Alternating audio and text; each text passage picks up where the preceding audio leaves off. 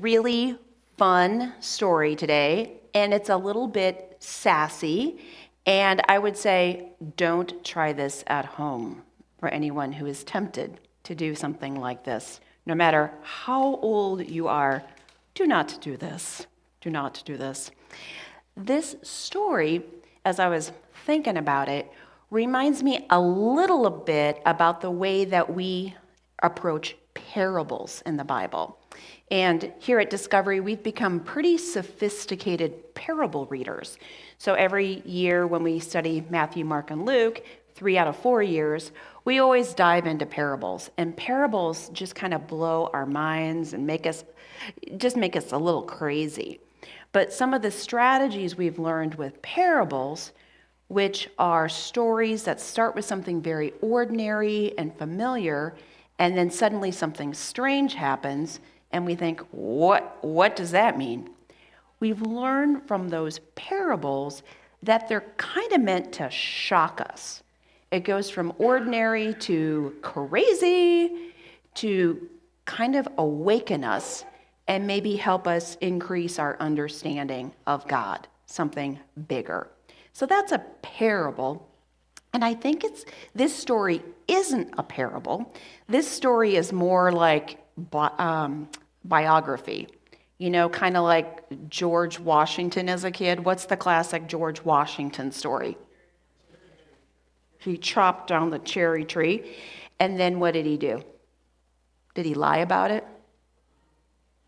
Isn't the big line? I cannot tell a lie, is the classic story. So, and it speaks to character. You know, George Washington was somebody who was very honest. So that's a story that's told to help. It used to be school children, I guess, or all of us think about what kind of person someone is, even when they were a kid. So this story is kind of like that about Jesus. And it's only told in the Gospel of Luke. Now, John doesn't have any baby stories about Jesus at all. He's just the light of the world, and off to the races, he's 30. Gospel of Mark, no baby stories whatsoever. It starts when Jesus is 30 years old. Matthew has stories about the wise kings visiting Jesus, and then we do hear some stories about Jesus' toddler years because he was a refugee in Egypt. So we don't know how long he lived as a refugee in Egypt, but we hear that's part of Jesus' formation in Matthew. But we're studying Luke now, and Luke tells a story about Jesus' age 12. What were you like when you were 12? Helen, were you ornery? No, she was an angel. Yeah. So how about your kids? You know, was Dave naughty? No. They were all angels. Celine, Melissa. Very interesting. So, right away, Luke has our attention, just saying Jesus was age 12. So you're like, okay, we know what being 12 years old is like from our personal experience, or maybe we know 12-year-olds. So we're kind of curious, what was Jesus like when he was 12? So we might be tempted to say, well, Jesus can do anything and it's okay and just get over it. The story's not that simple. The story sets us up to get a window into the family life of Jesus. So Jesus' family, year over year over year, did something. And it was not going to Disneyland every year, but for them it was like Disneyland. They went to Jerusalem every single year for the Passover. And it was a big deal. Every year, they went to this big party, spiritual scene, and they traveled with a big group of people. Have any of you ever traveled with a larger group of people, family or friends, and done something? I know you guys do that. So it was just this routine thing that they did. But we think their group of people was quite large. And were they hopping a minivan? No. They were walking, which was normal, taking a hike. And it was a beautiful, wonderful hike. they all took up to Jerusalem. So the story makes it so clear this was an ordinary family thing they did every single year. So it sets us up. Oh, isn't that great? I bet they got some really good pictures. I bet they posted on Facebook every year. And oh, look how Jesus was growing. And then verse 43 gets to us. It said then, they go to Jerusalem, they do their thing, and then they go back home. Verse 43 says, but when the group went back home, heading up to Nazareth, Jesus stayed behind. Uh-oh. And then it adds another detail. And Jesus did not tell his parents. Okay, do not do this at home, right? Do not say, well, the Bible said, no. This is not the point of the story. The story, the way Luke tells it, is creating drama. It's creating tension. And it's making us a little nervous. Where is this going to go? Because we all know that children and their parents need to stay together and they need to communicate. And, if you're following a pattern, stick with the pattern. That is normative.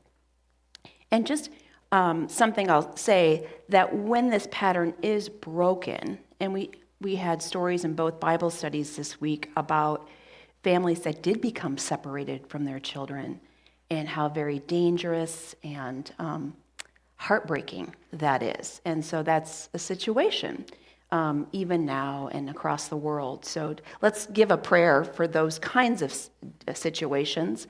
Lord, in your mercy, hear our prayers for when parents and children are harmfully separated. So, Luke knows danger, not right, trouble. So then Luke gets us into the body of Mary and Joseph. So they're there with their group. They're searching among their group for a day. Have you seen him? Have you seen him? No, I haven't seen him. And then something very dramatic happens. They make a decision to go back into Jerusalem and search for their kid. How frightened they must have been. Then it layers on another level of tension and detail. They searched in Jerusalem for how long? 3 days. 3 days. Have you seen him? Have you seen him in a big city? Can you imagine that? I can't imagine it. There's another level of detail that Mary says later on. We were so full of anxiety. So miserable, terrible, horrible situation. So Luke wants us to be in the parents' shoes as we experience this story. So they search, and they find Jesus. And where was he? He was in the temple. And was he vaping? Just kidding. What was he doing? He was teaching. So he was safe and sound. But it's interesting, Mary says to Jesus when, what would you have said? Mary sees Jesus and says, "Child, do you have any idea what you put us through? The anxiety we had." And then Jesus says, again, do not try this at home. What are you talking about? Didn't you know I'd be here? I'd be here at my place where I want to worship. So, piece of advice, never do this to anybody. Whether you're a kid or a grown-up or, read the room. If someone comes up to you and says, you know what you did gave me such anxiety, oh my goodness, you just put me through the ringer. Okay, someone says that to you, what should you say? I'm sorry. So that, if we're trying to have moral teaching, that would be called normal moral teaching. Read the room. You've created pain for somebody, you say, I'm sorry to put you through that.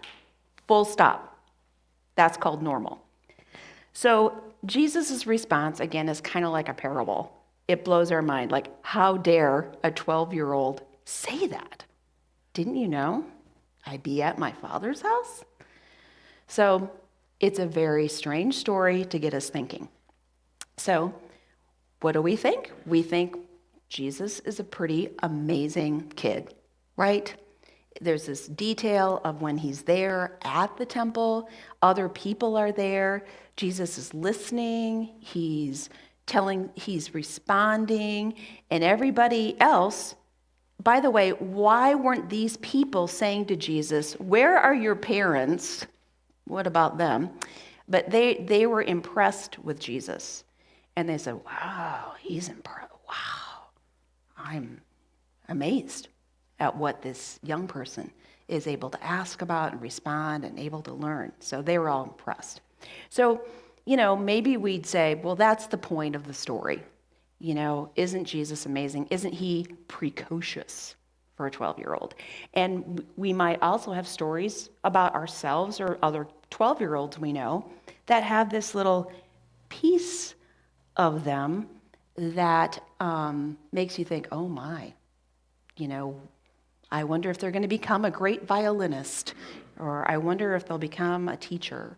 I wonder if they're going to do something with their hands, or, I wonder if they're going to chase a ball and become an athlete. So, we look and, for little signs, maybe years later we think, oh, I remember when they were a kid, they liked trucks. So, maybe that's part of the story, just a window in to young Jesus. But in Study Wednesday night, I went down a different channel of understanding for this story. So Wednesday at Zoom Bible study, since it was a pretty short story and a short chunk of reading, we read it verse by verse. Verse 40, you read verse 41. We just went around the Zoom circle, verse by verse. Then we discussed it. It's a fun story to discuss. Then we read it again, like we do during Lent. If you've come to Lent evenings, we read the story again, and the next time you read it, you're like, oh, there's all this other stuff to the story. So in the second reading, I got verse 45, and I was so startled. I read the phrase, and then I thought, hold on. Verse 45 says, anybody from Wednesday Bible study remember? After 3 days. I read those words and I thought, oh my goodness, I did not see that till just now. After 3 days. So for anybody who's part of Christian culture, after 3 days, have any resonance with you? Resurrection. After how long? 3 days. Were those a happy 3 days for the followers? They were not. 3 days of misery, 3 days of torment, 3 days of shame, 3 days of mystery, 3 days of a doubt. Why was I following this guy? How could this happen? 3 days. So I was digging a little bit more into that and thinking about, I will call it a universal human experience of 3 days. And the 3 days is just symbolic. It could be longer than 3 days or shorter than 3 days. But the 3 days symbolize for me pain, not knowing things. The 3 days of Mary and Joseph searching. The 3 days of Jesus' followers devastated. And then our 3 days, whatever that is for us. I've been so aware, and another story came in just this morning in the last 3 weeks, of so many people in physical pain. And prayers for everybody today feeling, and I know mental pain, terrible too. It just happens to be that this week, physical pain. And let's say a prayer for everybody in physical pain today. Lord, in your mercy, hear our prayers. So I've been listening to stories. I was, in fact, reading about somebody in physical pain and how physical pain just took him out of his body. He just could not think about anything else but his physical pain. And then he talked about, that's one reason why it is a component of our prayer life is, if physically or mentally, pain just shuts us down. We are not free to create. We're not free to learn. If we're not taking care of physical pain, we're just in lockdown. And I was thinking about myself. Either when I am in pain, it's just the worst. It is just the worst. So I thought about how does this story speak into the 3 days of pain. I've lost my child. I'm devastated with illness, had another loss. Can this story speak into that pain?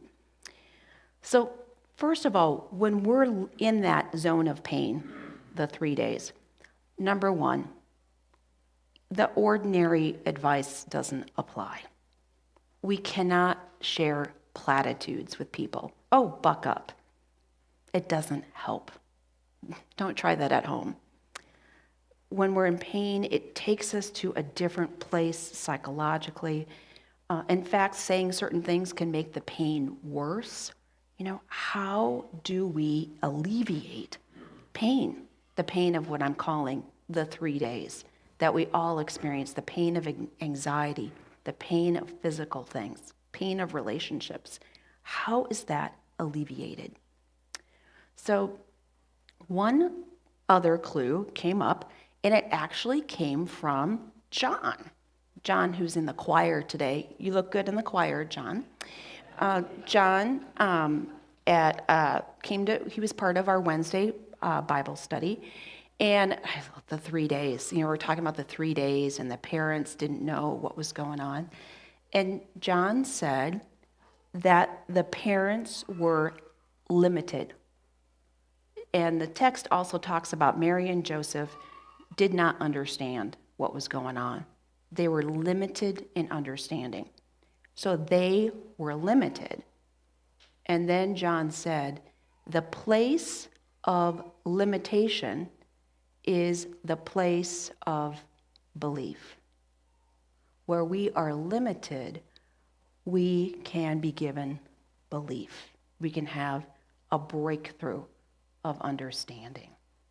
Wow, pretty deep stuff in this story. So right now, our study is called Good Trouble. And then I had to laugh. Angie at Deacons, we were reading through, what the next study is, and Angie said, good trouble. Whatever that means, appropriate response, good trouble. For me, when I see trouble, I go from trouble to how do I run away? Trouble to the 3 days, anxiety. Oh, how will I get through this? How will I get through this? Stories like this and the other stories we'll read, and we're also going to study the letter from Birmingham jail, show us that trouble doesn't have to lead to fear. The Bible, the gospel, church teaches us that we can get better. We can be just a little bit more brave when we're in pain or when we're experiencing the 3 days. I thought of 3 TR words. When there is trouble, perhaps through our church practices, perhaps through our spirituality learning, trouble, we can learn to trust. The Holy Spirit gives us trust, that belief. And the third one is transcendence. There is transcendence. Jesus is transcendent, but his transcendent world overlaps with our world. We are in this sphere of pain, and yet we're also in this sphere of glory. So maybe together we can learn to have just a little more trust and just a little less fear in situations. And I'd say definitely try that at home. To God be the glory. Amen.